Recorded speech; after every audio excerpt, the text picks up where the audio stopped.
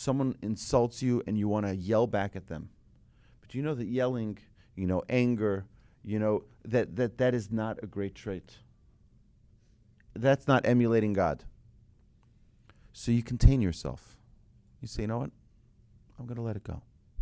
You know what the Talmud says about such a person? The Talmud says that someone who was insulted and didn't insult back, you mean you were able to contain yourself, you held yourself, all of your sins are forgiven. Why? Why would all your sins be forgiven? It's an amazing thing. All of your sins. Imagine someone says to you in synagogue, right? So you decided to finally show up, and everybody starts laughing, right? And you're like, right? And you're all insulted. You're like, well, you wanted to answer back that you were here last week. You wanted to answer, right? But you're insulted. Everyone laughed. Everyone got a good laugh, a good chuckle. Yeah, like Gary, Gary with his jokes, right? And you're insulted to your core. Whatever it is, it could be on anything. And you don't respond. You don't respond. We'll talk about why this is so important. Okay, we'll talk about this. We'll have a long year ahead of us discussing all of these different traits and how they work. But where we left off last week is that a human being is vertical while an animal is horizontal. A human being is vertical because our mind needs to be on top.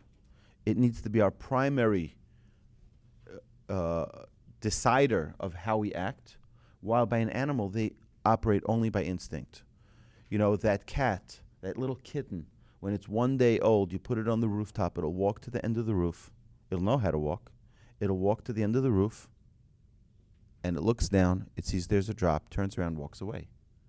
Because it is born ba-ma. It's called behema. An animal is ba-ma. It has all of its instincts inborn from day number one.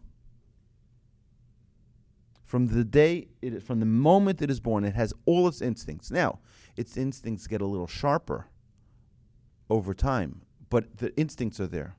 Human beings were born blah. Nothing. No instincts. Right? The only instinct we have is survival. So we know we need to eat. But that's it. It's the only instinct we have. Right? We don't have any way to run. We don't have any way to hide. We don't know danger. We don't know hot from cold. Nothing. It's interesting that Adam, we mentioned, why do we have the name Adam? Adam.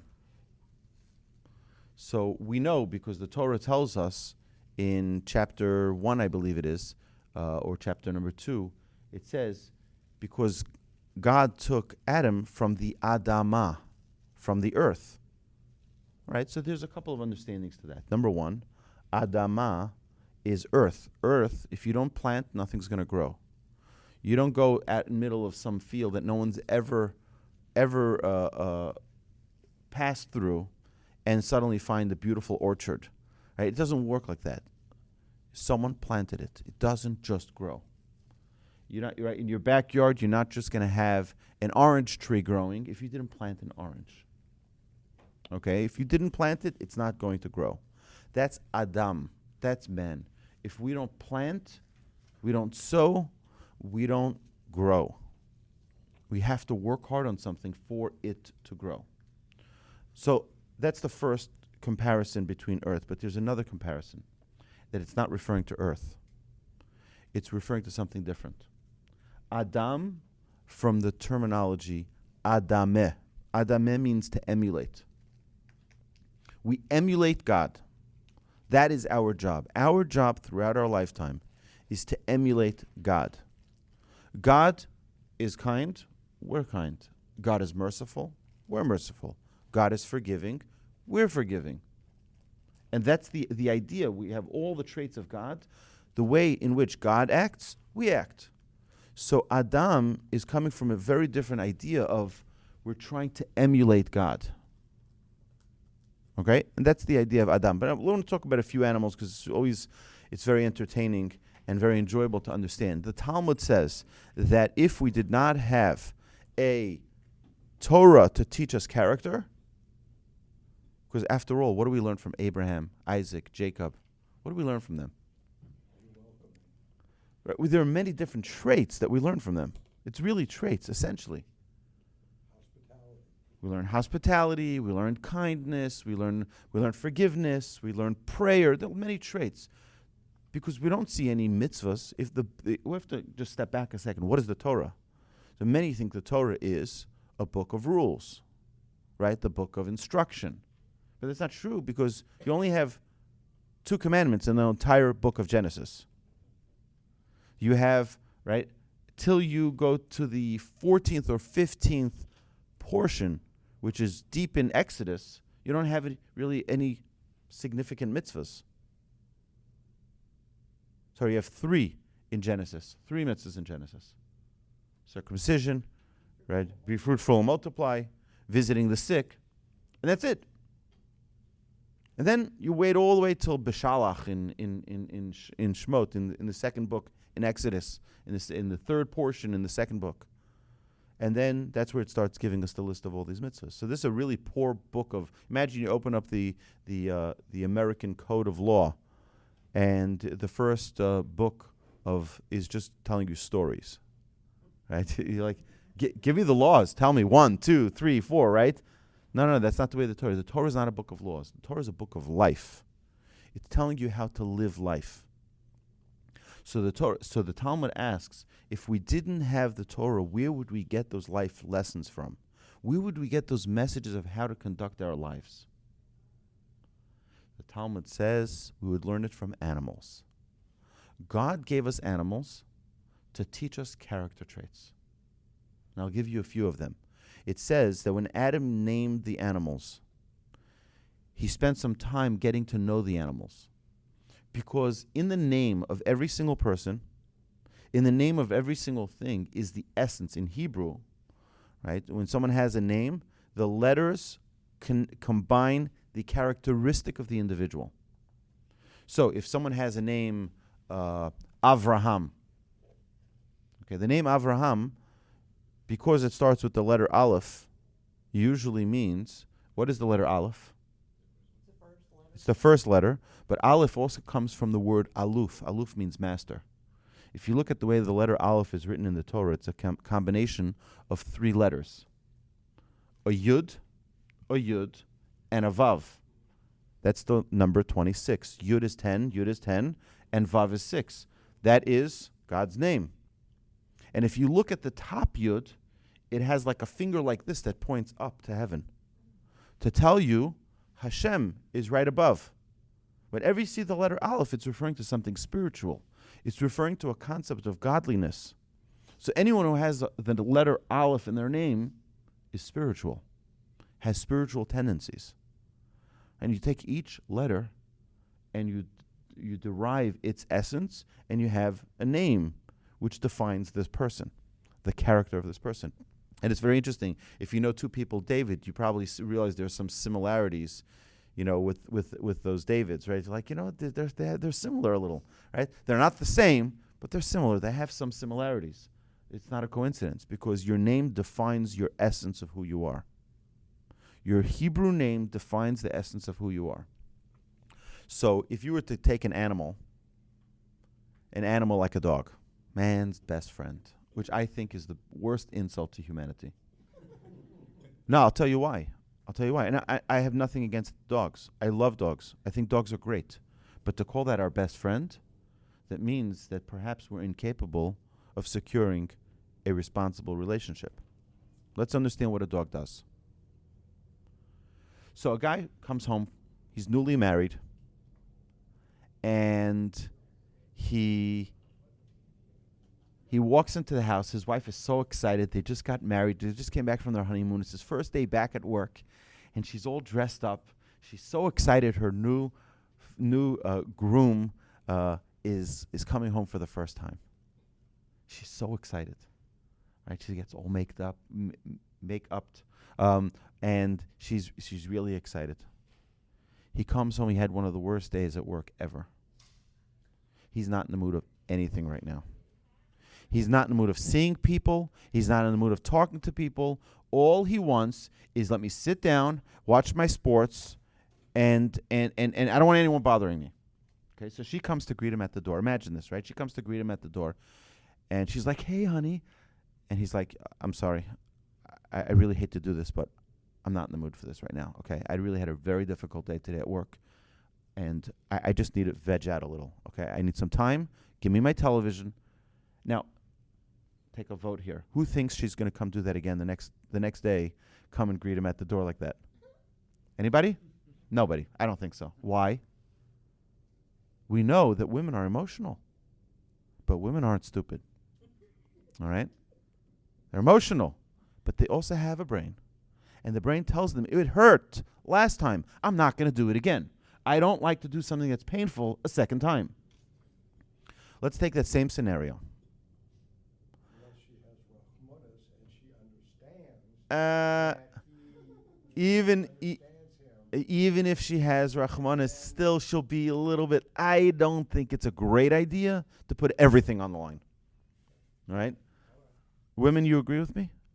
Yes? Okay. So, let's take a different scenario, okay? A guy comes home from work, had a difficult day, and greeting him at the door is his dog, excited, wagging his tail, jumping on him, and he says, "Bad dog! Go back! Go away!" Right? What happens 3 minutes later? That dog comes right back, wagging its tail like nothing ever happened. Right? Is that the only type of friendship we can handle? One that has no responsibility? One that has no, right? That has no accountability? Right? Man's best friend? I don't think that should be man's best friend. I think our spouse should be our best friend. I think our children should be our best friend. Our parents should be our best friend. One that has accountability. One that we can be responsible, accountable for. And one that's not just forgiving and forgetting. So let's take what a dog is in Hebrew. In Hebrew, we know the word for dog is kelev. And that's a combination of two words. Kol lev, all heart. It's all emotion. It's all emotion. So does a dog know what to do, when to do? It knows exactly what to do, when to do. But it doesn't have the intellect. It's smart. But it is what it is. It's controlled by its emotion. It's controlled completely by its emotion. And that is a dog. So one of the things that we would learn from a dog is how to be forgiving, how to be forgetting, and to just show that love without any, without any thoughts, without any doubts. Okay, it's not always a good thing. Again, but we have to learn what it is that we need to learn from each animal. Anybody heard of a camel in Hebrew? Anybody know what it's called? A gamal, right? A gamal. Gimel mem lamed. Gamal. And it's a very interesting animal because the trait of a camel is that it wants independence. It wants independence. That's it wants. I want to drink so much water, fill up those humps, walk through the entire desert, and not need to ask my master for water. That's what he wants. Independence. What word in Hebrew rhymes or comes from the same root as gamal? The word gemilut chasadim.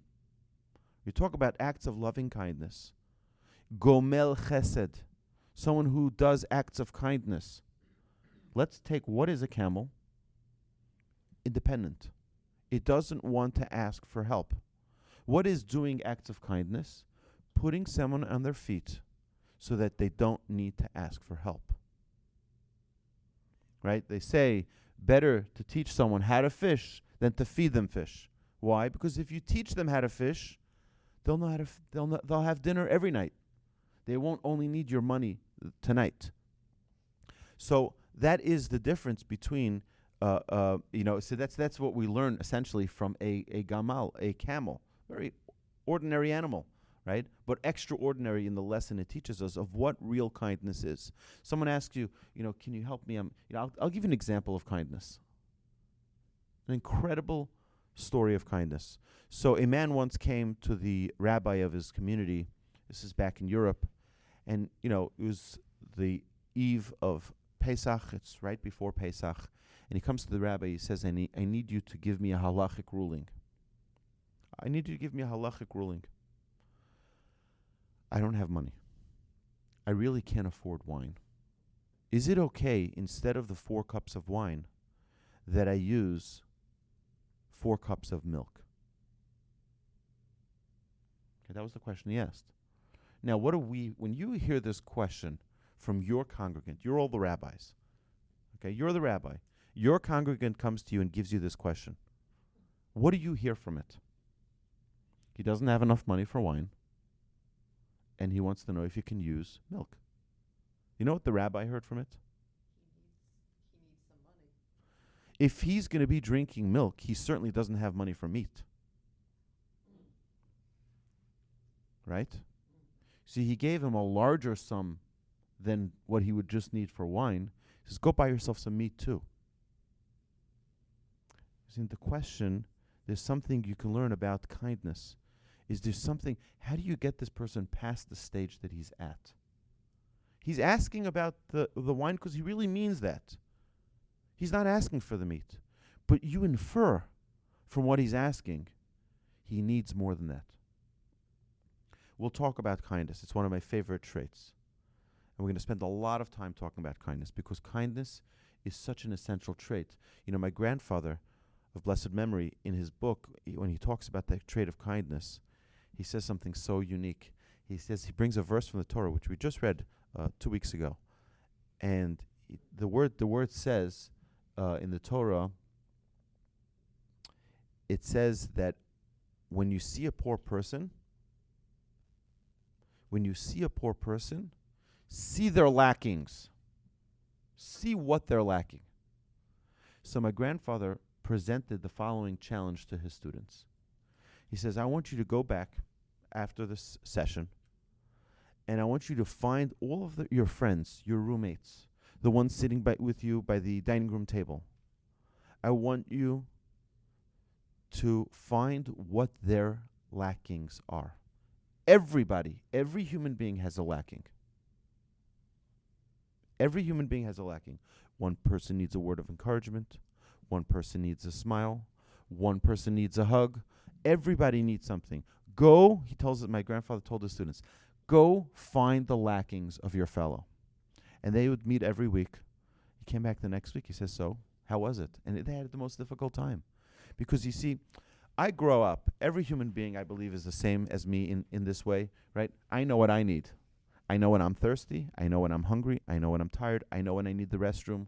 I know when I'm energized and excited. I have no idea when you're excited.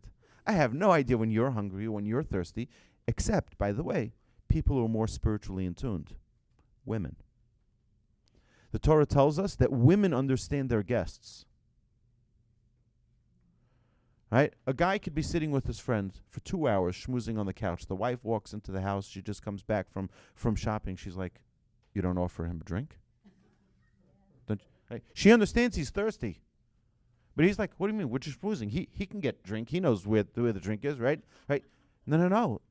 What the Almighty wants us to do is be godlike. Adameh. I will be godlike. I will emulate God. How to think beyond ourselves is really the goal. I know that I'm not thirsty. If I was thirsty, I'd get myself a drink. What about your friend? Why don't you know how to understand where your friend is at? I'll share with you one more story about kindness. My rabbi of blessed memory, Rev Beryl Eisenstein, grew up in Chicago, and he went, when he was a young man, he went to learn in the great Mir Yeshiva in Jerusalem. Now, I visited the yeshiva after not being in Israel for about 14 years, not living in Israel, not learning in that great institution. There's over 9,000 yeshiva students learning all day, every day. And we took a group when we went to Israel in February. We went to see the yeshiva, and it's unbelievable. I mean, you're seeing world-class Torah scholars, 9,000 of them. You walk into the room and you hear the noise of Torah. You hear the energy, the excitement. It's just unbelievable. So they have a building here and another building here and another building here. It's like this campus built into a community, right? So it's like embedded in a community. Any building that goes for sale, the yeshiva buys it. Right? They just need more study halls. They need more dorm rooms. They need more lunchrooms. We went there. They serve 14,000 schnitzels on a Tuesday. All right, this is an incredible institution. Unbelievable. And just studying Torah. That's it. Study Torah. This is like the Harvard, the Yale, and the MIT of yeshivas. Okay, all in one. You have the most brilliant minds there. It's really incredible. I'm going to be doing another trip in February. If you're interested, we can talk later. And we're going to go see the Mir Yeshiva. But my rabbi learned there, and his rabbi, they had time. There's a time where they sit and they have a lecture, and the rabbi's about to begin the lecture, and they have the lecture not in the big study halls. They have him in actually like a classroom, but the classroom fits about 400 or 500 people, and everyone's getting into the classroom, and it's about to start 1 o'clock. The class is about to start, and the last two guys come to the classroom, and they're looking around at the door, and there's no more chairs. So they both run out and dash to find themselves a chair. And the rabbi sees they come back. They each bring themselves a chair. And they sit down. So the rabbi takes his Talmud, and he closes his Talmud. He says, today we're going to learn not the Talmud. Today we're going to learn kindness. And he talks about these two individuals who just walked into the classroom. They saw they didn't have a chair. They also saw, but they didn't pay attention, that the other one didn't have a chair. So here they had a perfect opportunity to get a free act of kindness. You bring him a chair, and he'll bring you a chair. No. Instead, they each brought themselves a chair. That's not kindness. It's the same exact act, but thinking about someone else. And it's free because you know they need a chair. They know you need a chair. You might as well just bring it for him. He'll bring it for you. And you get a free act of kindness. The problem is that we're not attuned to thinking about the needs of other people. And that's the problem. The problem is we're not in tune. We're not recognizing what are the needs of the other. Yes? What about the guys who are already sitting there? Did the rabbi, when he closed his Talmud, mention that not only for the two guys who were late, who could have seen it, interpreted their need that way, was the need of the other, but what about the guys already sitting down? That they should have gotten one for them. Perhaps.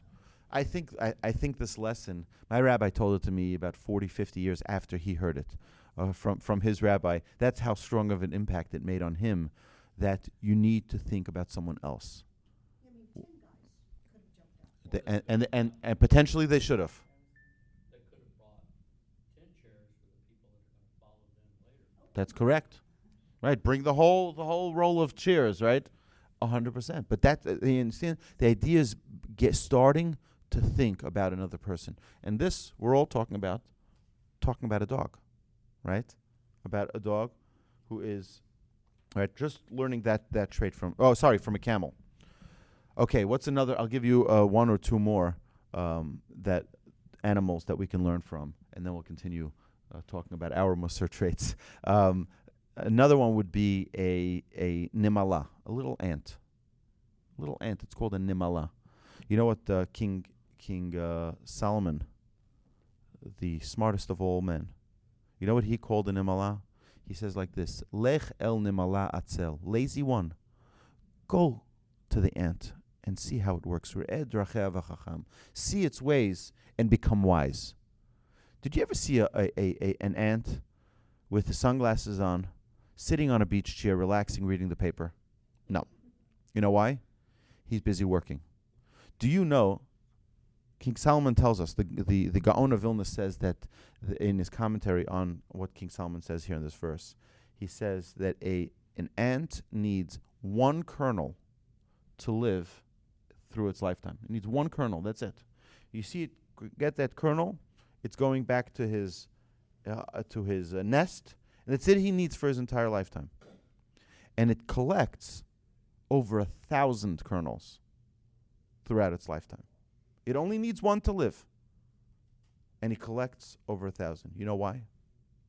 Not because he's a hoarder, but because his nature is to work. Amelut. Amelut comes from the word nimala. It's the same ayin, mem, lamed. The same root is to work. It only knows how to toil, non-stop. It can't stop. I'm sorry, can't help it. So King Solomon's saying, lazy one, go to the ant. Go see how he lives his life, and you'll become smarter. Non-stop toil. Work. You know why? Because human beings, that's what Adam le'amal yulad. A man was created for toil. You say, I'm retired already. It's okay. I can just, no, it's a terrible. I have seen, anybody here, you're too young to be retired. All of you. So you probably won't understand. You won't be able to relate. But I've seen many people who have retired over the years, being here at Torch now 15 years. I've seen people who have been very productive people go into retirement and their health, they wither. In no time, a matter of months, and they're done. I've seen so many stories like that. And I've seen the opposite as well, where they've been invigorated to find something to do. They'll volunteer here, they'll volunteer there, they'll go here, they'll go there. They have a class, they have a meeting, they have someone, they're busy all day, and they stay healthy. The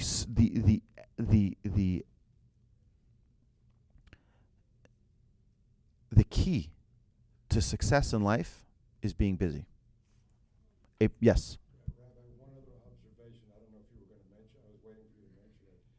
I read about King Solomon and his observation of the ants. He also said that when an ant drops his burden that he's carrying, the other ants go and help him pick it up, and that we should learn from that.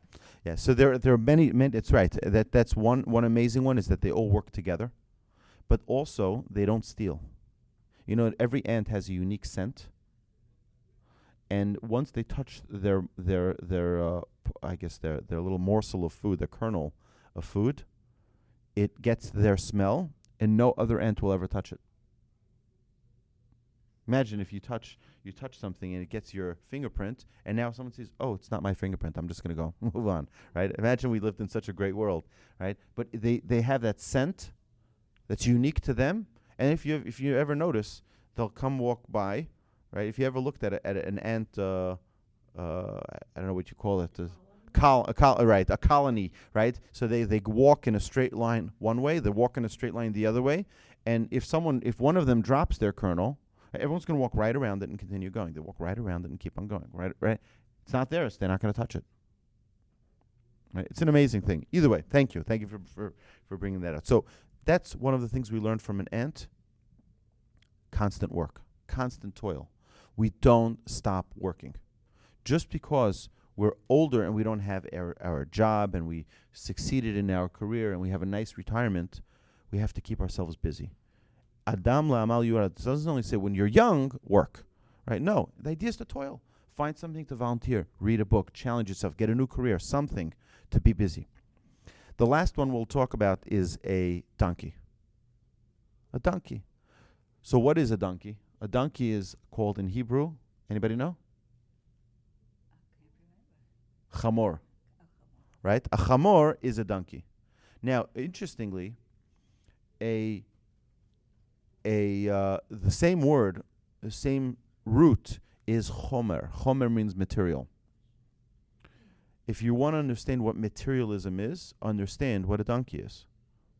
Okay, so I'm holding here something which is material. What happens when I drop it? It falls, right? You grab it, that's material. That's what it is. It just falls. It has one purpose, and one purpose only. Okay? It's material. A donkey has no purpose.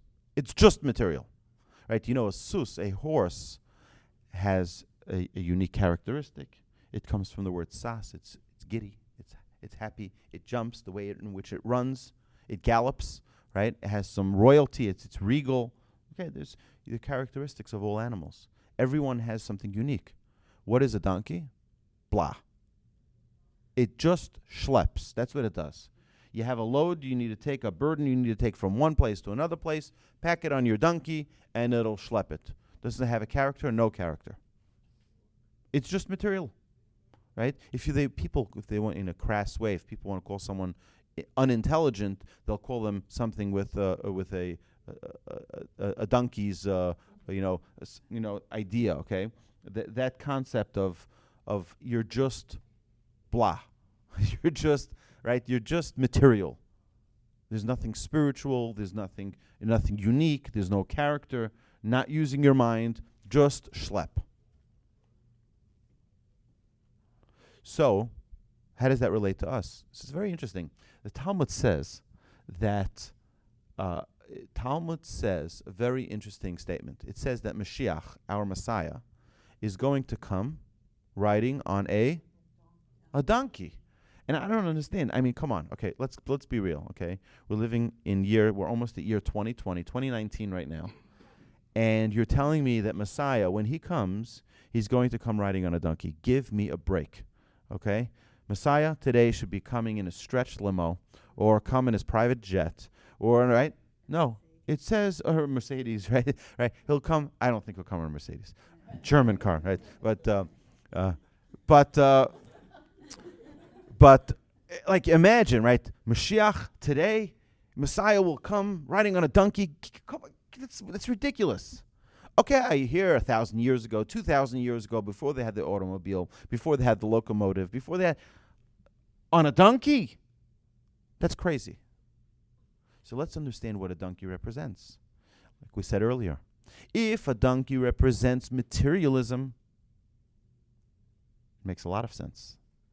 Mashiach is going to come riding on a donkey, on the materialism. Look at the world we're in today. We're a world that is controlled by our materialism. The materialism is riding us, right? We can't even wake up without looking at our phone, right? Wherever we go, we're not looking at our phone. We're total slaves to our materialism. So who's in charge? Our materialism or us? Who's riding who? It's perfect for our generation. Mashiach will come riding on materialism. He will show us how we need to be in control of materialism, where materialism doesn't control us. Where our homes, our fashion, our jewelry, our technology, our cars, they don't control us. I'll give you an example. Anyone here ever buy a brand new car? Brand new car? You remember that excitement? You wake up in the middle of the night and you look, is my car still there? Right? Right? Is that someone near my car? Right? Was that a scratch? Right? Is that right? And we get all, why? Who's controlling who? I can't even sleep. I'm so excited. Right? That's materialism controlling us, maybe. Or is that us controlling our materialism? I'll tell you an interesting story. My father, may he live and be well, he bought, I remember back in 1989, he bought a Toyota Camry. It was like you walked into a rocket ship. It was the technology was like, wow, right? All the buttons and it was just, I remember my father's like, welcome to the cockpit. It's like, he was so excited. My father was a pilot, so for him it was like also, it was like, So either way, I come in the first day and I was like, wow, just like that new car. It's like, so my uncle came to visit a few days later, and he needed to just run out to get something. So he asked my father, can I borrow your car? My father's like, sure. Gives him his keys. Didn't say a word. It's a new car, nothing. You can imagine, first time he's driving the car, he hits the front right light. Right? The front right light, the glass is broken, and comes back, and he tells my father, I'm sorry, your brand new car, but I a little hit the light. My father got rid of that car 5 or 6 years later. Never changed that light. Never changed that light. You know why? It's not controlling me. I'm controlling it. It's here to serve me. I had a neighbor who used to buff his car every single day. Now you tell me who's riding who, right? Every day. He'd pull out, he had a beautiful pickup truck, a black, beautiful pickup truck, brand new, just retired from his, he had a very nice career at U of H, and he'd pull it out, of his garage and get that scrub, and he'd wash it down like it was a little baby getting a bathtub. Every single spoke of the tire, he would go through. Now tell me, who's really in control of who? That was 3 hours of his day every day, right? And I was his neighbor, like neighbor. And he told me, he says, I'm afraid that branch might fall. It might fall on my truck, right? Can you cut it down? Right? So I was like, of course I cut it down, no problem. We were great friends, but is that really a way we want to live our lives? To be in control or be controlled by our materialism? That is a donkey. That's one of the lessons we learn from a donkey. Have something beyond just materialism. Be in control of the materialism. Any questions? Beautiful. Excellent. So Mussar is the ability for a person to maximize his potential. That's essentially what we're trying to accomplish. How do we maximize our potential? So the 4 animals we brought, of Kelev, the dog, the Gamal, the camel, the Nimala, the ant, and the Chamor, the donkey, are just a few examples of the millions of animals we have in this world, of how we would learn the Torah wisdom, the Torah knowledge of how to have a good character if we didn't have a Torah. But the purpose of it all is really to maximize our potential. So we have the real of who I am, where I am, and we're going to be doing this with all of our traits that we're going to talk about. So let's say the trait of kindness we mentioned earlier. So where am I with the trait of kindness? One of the people who did that list that we gave out last week, that chart, I didn't bring. I can get some copies made, hopefully, here at the office. But to rate yourself where you are with each of the traits. And so imagine your trait of kindness, you rate yourself and you're a 5 out of 10, so you're honest and you say, what, I'm not really that kind. I really want to be more kind. I aspire to be greater with this trait of kindness. So we have to know the real, where we are. Then we have to have the ideal. What would I like to be, right? What would I like to accomplish in this trait of kindness? And then we have me now. What can I achieve in my current situation with the tools I have now? With, not hypothetically. It's like, people say, right now, my business is okay, but ideally, I would like it to be over there. So now we're going to change everything to something that's not realistic. You have to take what you have with your manpower, with your people. Be realistic with who you are, what you have, so that you can accomplish the next step in a real and meaningful way. So with the Mussar traits, it's exactly like that. You don't try to say, oh, I went to the sermon. Did you hear the rabbi's sermon? He spoke about not speaking Lashon Hara. It's terrible to speak negatively about other people. That's it. I decided I'm never going to talk negatively about anyone else. And that lasts for about 4 minutes, right?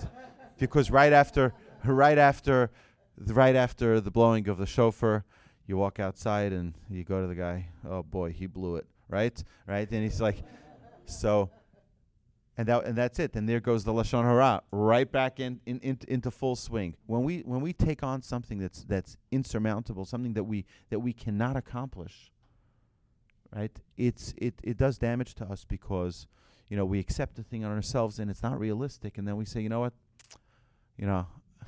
I failed, right? And we don't want to feel a feeling of failure. We have to have a constant realistic understanding of our capabilities, of who we are, what we are, and what we can accomplish. And we're great people. Humanity, Adam, mankind is so incredible. We have such amazing abilities, but we have to be realistic. What can I accomplish? Can I say I'm never going to get angry again? Can I say I'm never going to be jealous again? Can I say I'm always going to be humble, I'm never going to brag, right? It takes time. You know what? I know where I am now. We took that analysis, right? I know where I'm at. I know what I want to accomplish, and now I have to be realistic. How do I take one single small step to accomplish that? We're going to talk about small steps in a minute. So the greatness and power of change. It's very important to understand that in Kelm, one of the great Mussar centers of the world, they used to tell the students, We don't want you to become big and great and holy and righteous. We want you to change. Just change.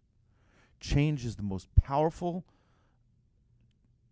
thing we have in our lives, is to change. One little degree of change changes the entire course of our life.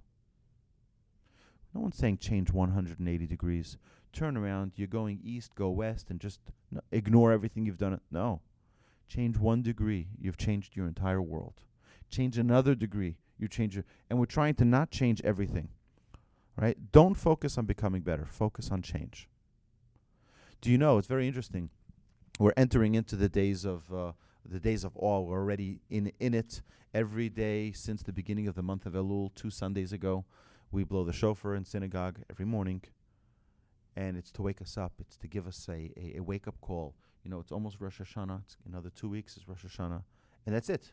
The party's over. We're standing in front of our investor, God, and he's going to be asking us, are you a worthwhile investment? Should I do this again? God's sitting in his boardroom saying, let's see. How was his year last year? What's his year next year going to look like? And we're trying to impress God, you know, I really have good plans for this coming year. Right? I really do. I'm sincere. I'm going to change, right? So, a very interesting thing. The number 40 in Judaism has tremendous power. The number 40 is the most incredible number we have every number in Judaism means something. Every letter means something. But numbers in general in Judaism how many things do we know of the number 7? Like 1,000, right? Why? They all have the same exact essence. The original state, the nature, like a bride circles the groom 7 times. Say that they were meant to be together. Right? This is the natural state that they're getting to. Because it says that really the husband and wife are 2 halves of one soul. The 2 halves of a soul. So now they're getting to their original state. Nature, 7 days of creation. I can give you literally 1,000 things having to do with the number 7. But I'm not going to get into it. We're not going to talk about the number 7. We're going to talk about the number 40. 8, by the way, is the number of above nature. 7 is nature. 8 is above nature. If you look at the miracle of Hanukkah, Hanukkah was a miracle of 8 days. It was above nature, right? A baby has a bris. A baby boy has a bris on the 8th day, right? It's saying it's where he gets to a state of beyond nature. Okay, I don't want to get into it too much because we can spend a year talking about numbers. We can start from the number 1, and we'll So the number 40. The number 40 is a really unique number because the number 40.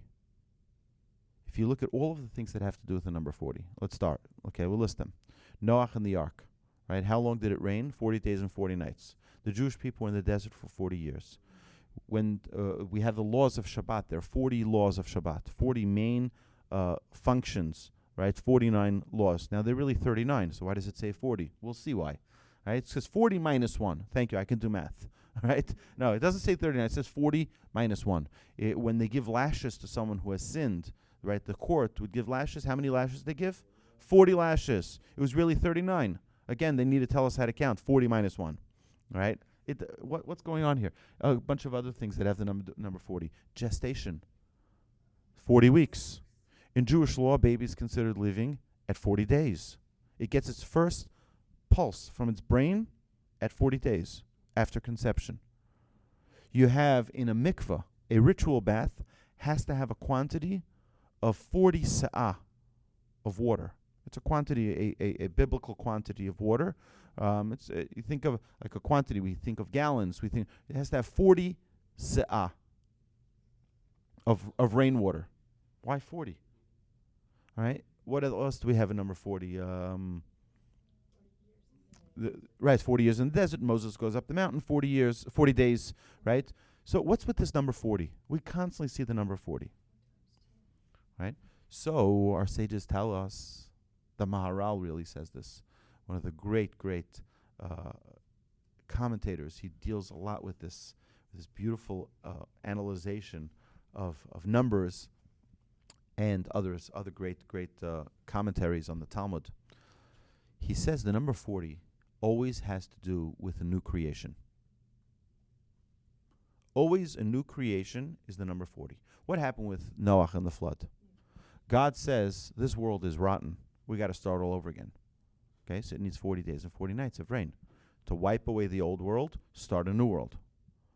Gestation, 40 weeks, 40 days becomes a living creation, right? 40 days becomes a living creation, 40 weeks till it comes to the world. All right. A mikvah, what is a mikvah? A mikvah is a ritual bath. Someone goes in impure, comes out pure. They become a new person. So they need a quantity of 40. What's Shabbat? Shabbat, we know that Shabbat, it says that we get a neshama yitera, we get an elevated soul that gets infused into us on Shabbat. We become a new person. So the laws are not 39, they're 40 minus 1. Right? The lashes, it's for sin, right? Someone needs an atonement, so now they're going to get forgiveness. It's 40 lashes. Now let's think about something. From the first day of the month of Elul till Yom Kippur is how many days? 40 days. And if you look in almost every single book on self-help and change, they have, for some odd reason, they have this magical number of 40 days. You look, you speak to psychologists, and they say you want to change a bad habit. 40 days. It takes 40 days. You want to start a good habit? 40 days. Change the way you eat? 40 days. Change the way you sleep? 40 days. 40 days is the amount of time you need to really change something, to become a new creation. These days that we're talking about now, here in the month of Elul, really, essentially, it's the number 40, the magic of what we're trying to accomplish is not make promises for next year. Say, God, you know something?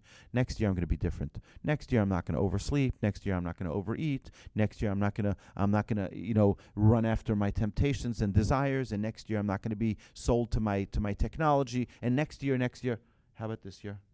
How about now showing we're going to be different? We have these 40 days to show that change, so that by the time we get to Yom Kippur, God says, wow, this is I don't even know who this person is. It's a different person.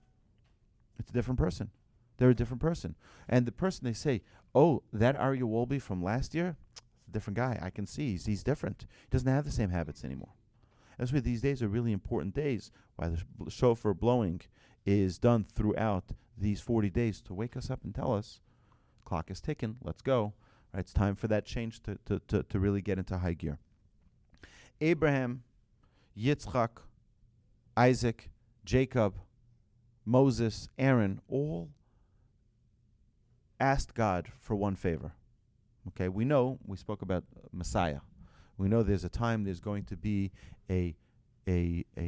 we're right now, I know it's hard to imagine, we're living here in Houston, Texas, and the Texans are about to kick off their game, and there's nothing more important, right, than our sports and our entertainment and all of the world that we're living in. We're so busy with so many things we can't even imagine that we're actually in an exile. We really are in an exile. It's the fourth and final exile. Right? If you look through all of the sources in the teachings, right, we'll find that there were 3 really awful ones, and now we're in the 4th awful one. We had a Holocaust, we've had inquisitions, we've had pogroms, we have a sad growth in anti-Semitism wherever we go. We're in exile. It's reminding us we're constantly in an exile. And we're waiting for that day that Messiah will come and the world will see that the Jewish people are God's chosen nation. They'll recognize the Almighty. Okay, great. So in whose merit are we going to have that? And Abraham says, it should be in my merit. Abraham says, it should really, the final redemption should be in my merit. Why? Abraham, what did you do that's so great? He says, you're kidding? I didn't have a child till I was 100 years old. I was 99 years old. And then you asked me to sacrifice my son, and I said, I'm willing to do it. I'm ready to sacrifice my own son, my only son. I'm ready to do that for what? For my love for you.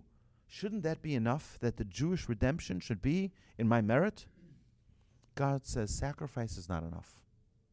Sacrifice is not enough. Isaac comes to God. He says, God, can it be in my merit? It's the Midrash, right? Can it be in my merit? God says, what did you do? He says, you kidding? My father wanted to slaughter me because you told him. And I was pulling the knife over my neck to try to be slaughtered because I wanted to dedicate my life to you. I wanted to sacrifice my life for you. God says sacrifice is not enough. And Jacob says, I was in the house of Lot. I was there for 21 years. He cheated me. And I was loyal. I was dedicated. I sacrificed everything. I could have built a nice business in the meantime, and I did it. I served you properly. I sacrificed everything for you. God says sacrifice is not enough. And Moses brings his story, and everyone, all the way down to King David, everyone is saying, it should be in my merit. It should be in my merit. And then comes Rachel. And Rachel says, it should be in my merit. I gave up my husband so that my sister shouldn't be embarrassed. And if you remember the story, Jacob made a sign with his soon-to-be, with his fiancée, Rachel. He knew that her father was a trickster, and that he would swap the girls under the veil. And that's, by the way, one of the reasons we put a veil on the bride is back to that Jacob and Rachel experience. But here, Jacob is about to go under the chuppah, under the canopy with Rachel, and he walks under the chuppah, and they have the rabbi officiating, and he whispers to her, he says, what's the code word? And she says the code word. He finds out later that it was Leah. It was the other sister. Why'd you do this? Because she knew her father. And she knew her father would put her sister there in her place, because in our place, in our city, you don't marry the younger girl before the older girl. And he's going to do his whole trick on Jacob. And Jacob's going to be there under the chuppah. And he's going to say, what's the code? And she's not going to know the code. He's going to say, this is a scam. I want my real wife. Where's Rachel? And Rachel wanted to protect Leah from that embarrassment. And she knows good and well that Jacob worked for 7 years from her father, who was a liar and a thief, to get her hand in marriage. And for all she knew, she was giving up her husband, her future. For all she knew, she was giving up everything in her life. Who's willing to give away her fiancé to her friend or to her sister just so that she not be embarrassed? Anybody you know? I don't know anyone like that. It's my fiancé. It's my husband, right? And yes. So that was a sacrifice? No, that wasn't sacrifice. God says that is selfless. That is going beyond yourself in a way, in your merit. It says, Somebody else's benefit. exactly. That's why it's not a sacrifice. So here's an amazing thing. If you remember the words, right, it says, Kol berama nishma. We have the crying of Rachel. She says, I want it to be in my merit. And what does God say? Min'i kolech mi bechi ve'inayich min dima. You should stop crying and wipe away your tears. Ki yesh sachar lipe'ulatech. There's a reward for your action. V'shavu banim l'gvulam. Because your children will come back to their land. The redemption will be in your merit. Rachel, it's in your merit because you were willing to change your whole life for your sister. You were willing to give up everything, your whole existence, just so that your sister won't be embarrassed. That is a merit upon which, and we know that Rachel isn't buried in the tomb of the patriarchs and matriarchs. She's not buried in Hebron like the others. Abraham, Isaac, and Jacob are buried there. Sarah, Rebecca, Leah are buried there. Adam and Eve are buried there. But not Rachel. Rachel says, I want to be buried on the road. Why? Because when the Jewish people are going to be exiled from Jerusalem and head to Babylon, they're going to be passing by my road, and they're going to have a place that they can pray. I want this to be a place they can always come to pray. Yes. Sure. So how come she stole the idols, Rachel? What do you mean she's the idols? She sold Oh, she stole.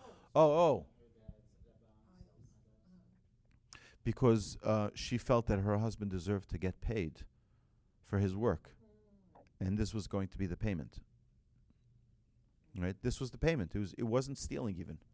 Right? This is the payment that was due to her husband for the work he's done. So it wasn't stealing. Yes.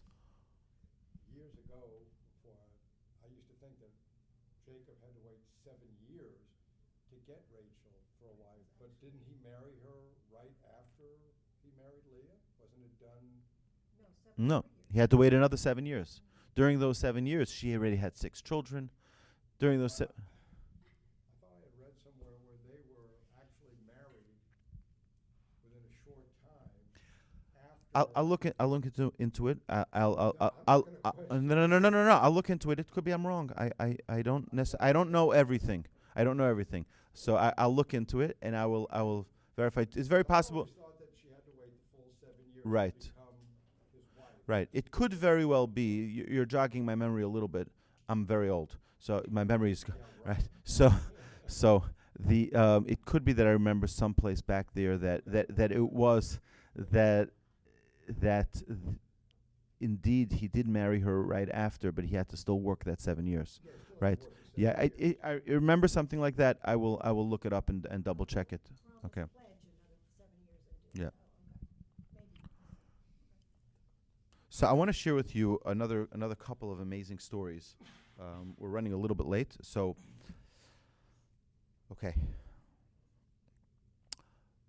My great rabbi's rabbi, the one I mentioned to you earlier, who closed the Talmud to teach the lesson about kindness. I want to tell you another story about him and what it means to really change and to really become a different person. So, anybody here heard of the 6-Day War? Well, of course, we heard it's one of the most amazing, miraculous wars ever.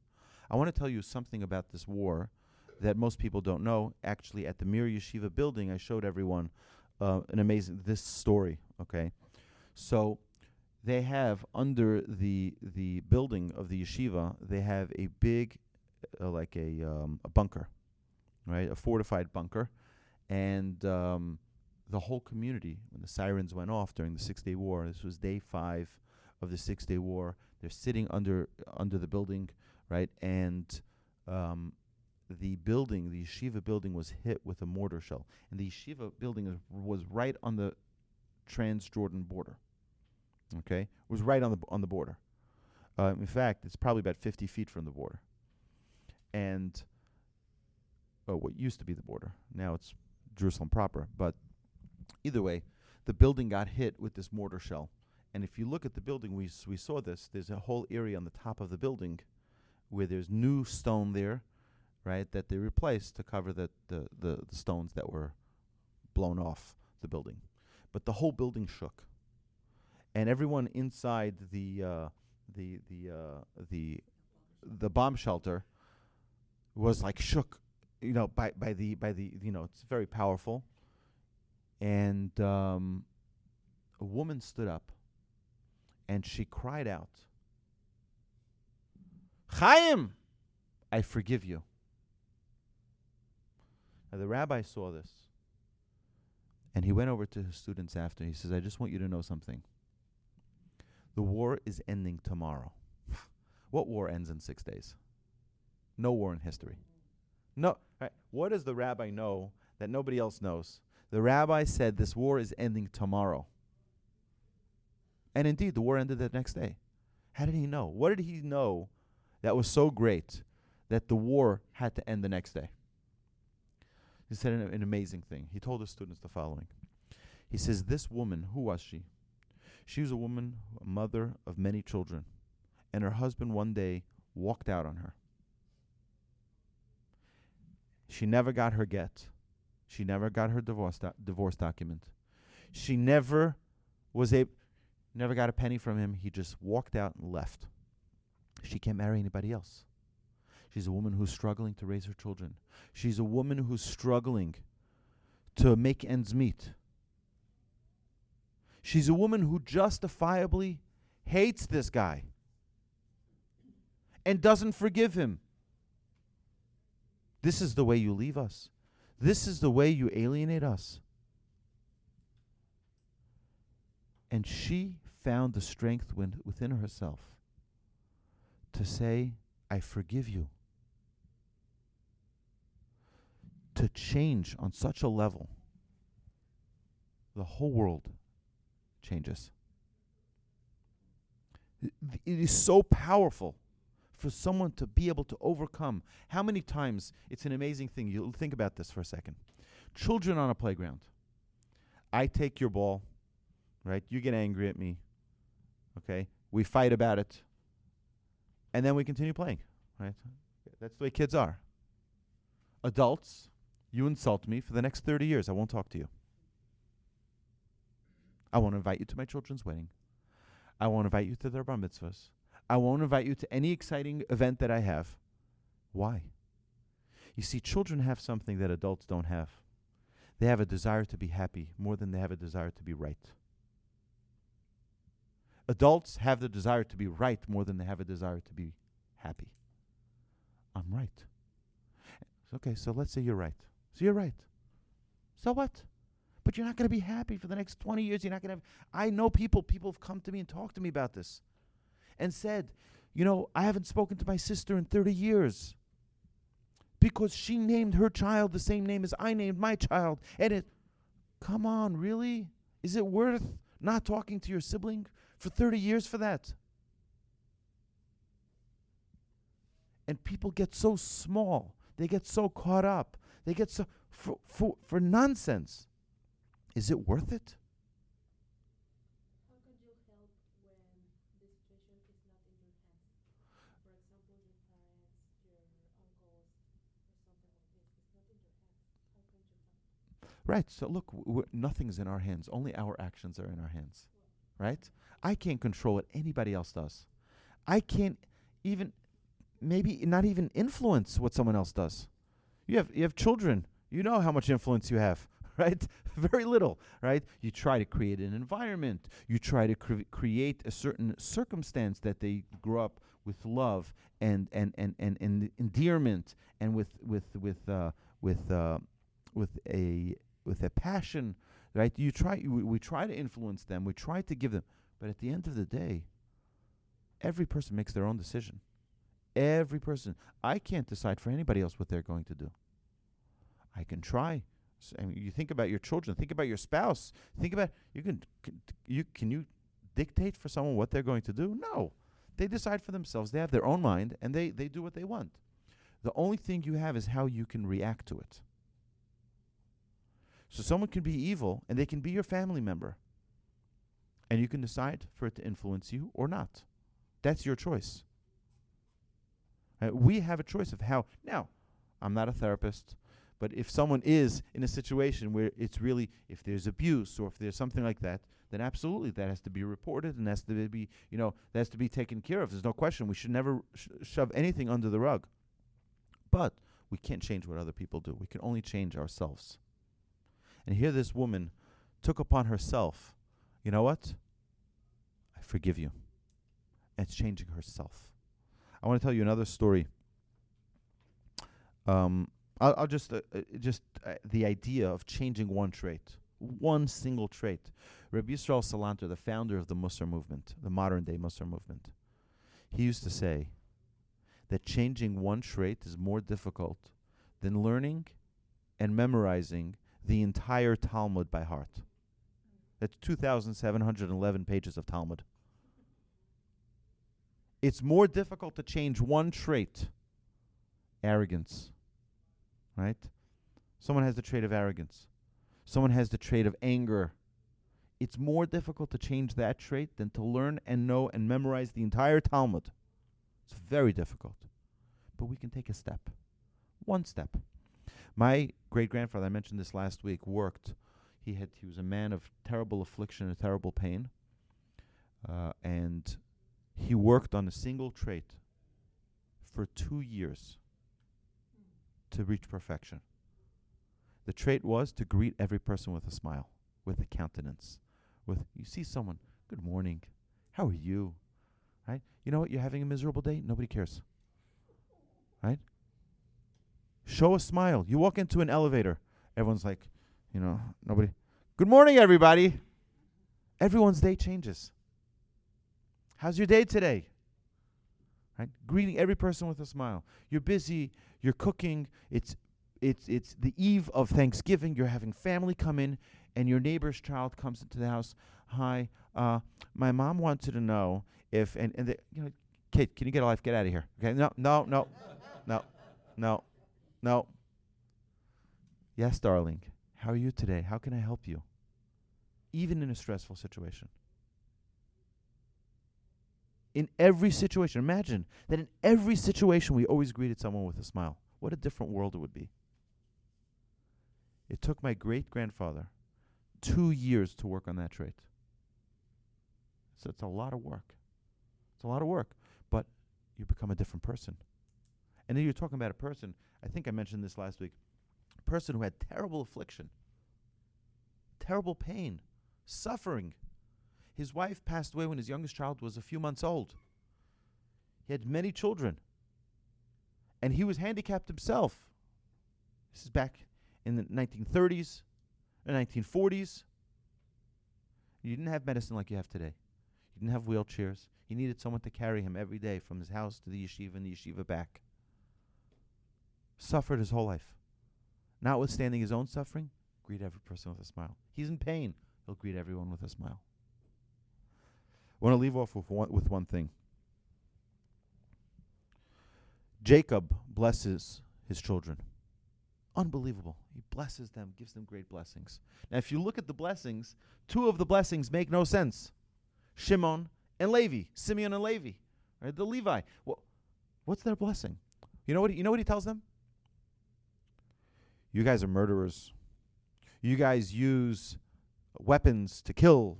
And what is he referring to? He's referring to when their sister Dinah was abducted by the people of Shechem, and which today is Nablus, right, the city of Nablus in Israel, and they make a deal with the people of Shechem, and they say, you know what? Because the people of Shechem say, you know what?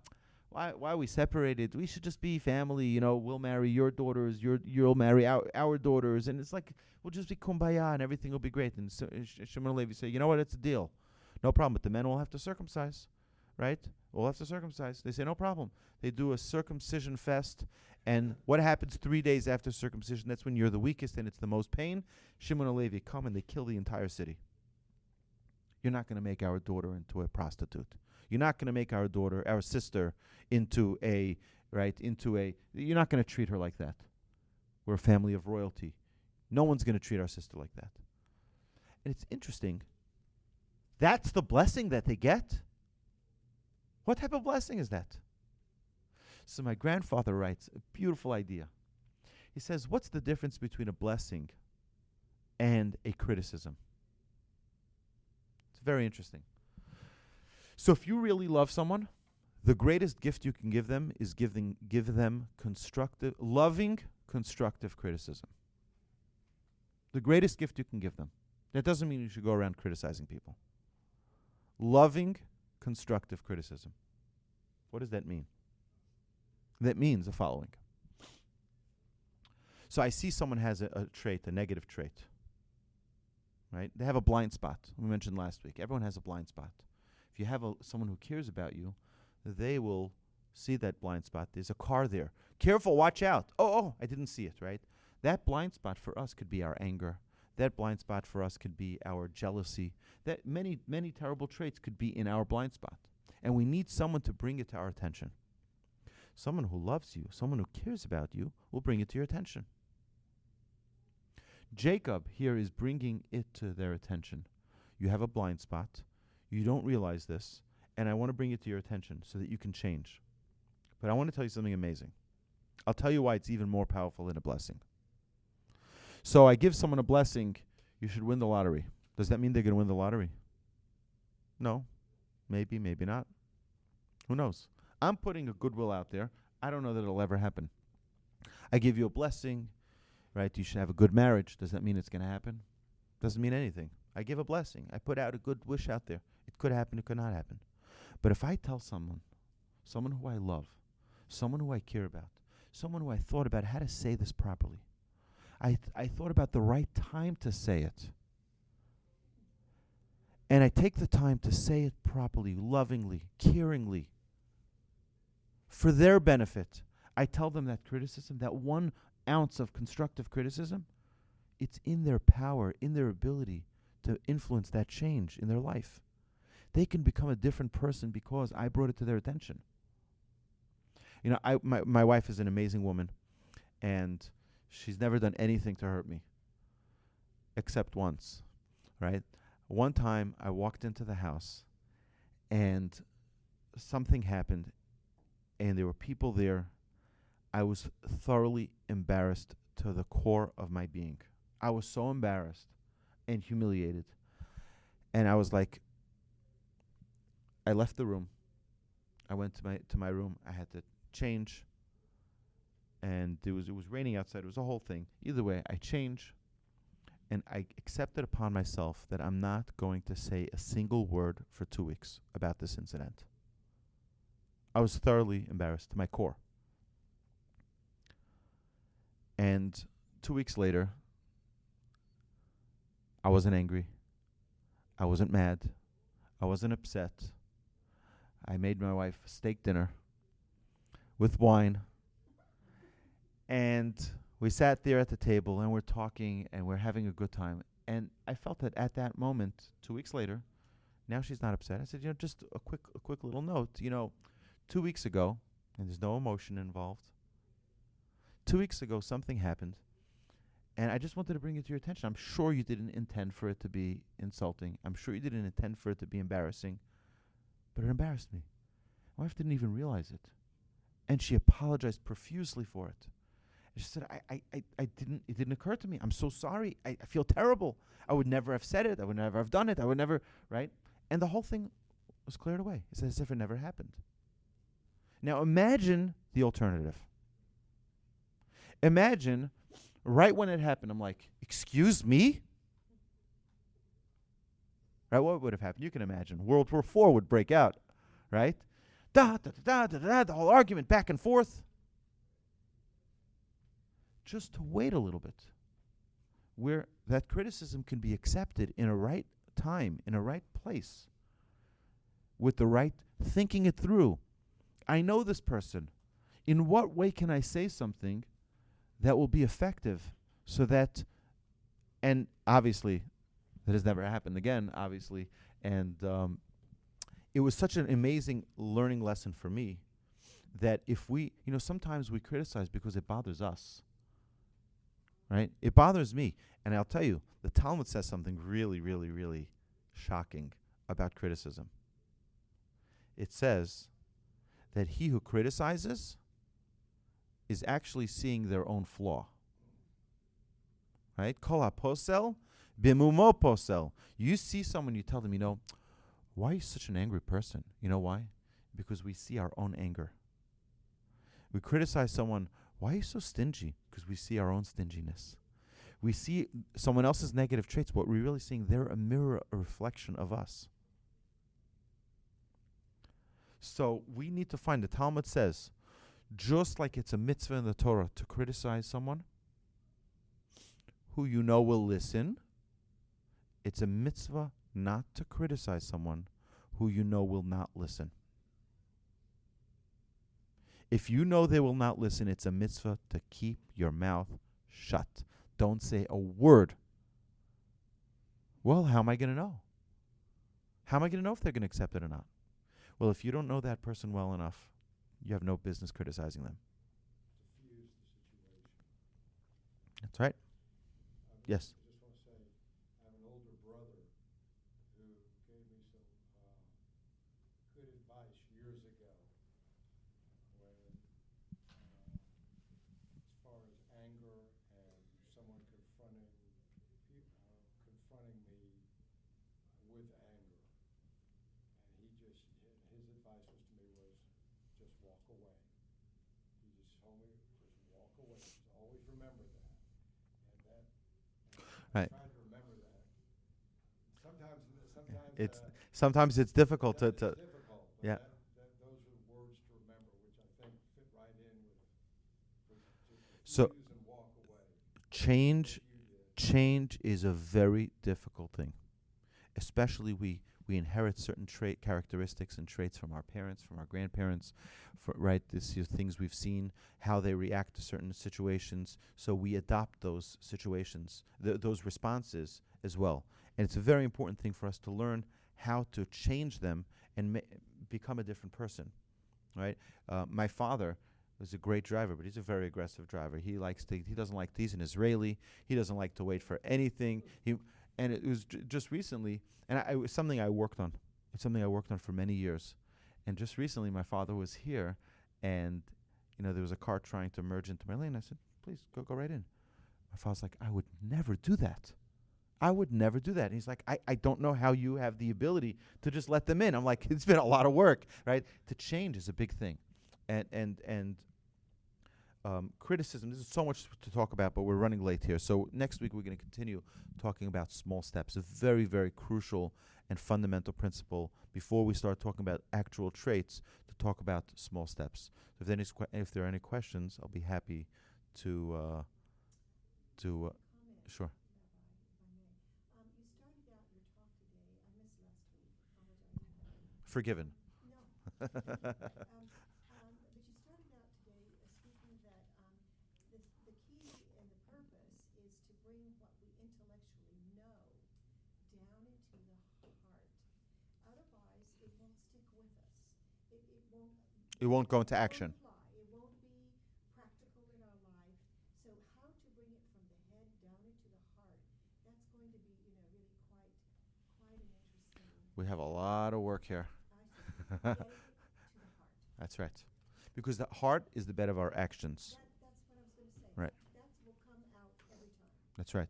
So we have to take it from here to here. It's like you have the corporate office where they decide how the business is going to be run. But if you don't actually tell the people in the field the change that was decided in the corporate office, nothing's going to change, right? So you have to. How do you transmit that message effectively to the all the stores, right? That the corporate office made a change in policy, right? That's the idea. There's so much more to talk about here. I wish I can continue for longer, but I want to thank you all for coming. Thank you for listening. Thank you for all of the listeners online. Thank you for listening to this podcast. My name is Rabbi Awolbe, and I'm coming to you live from Houston. Thank you, everybody. Thank you. Thank you. Yasher Any Koach. questions? Any questions? Yes.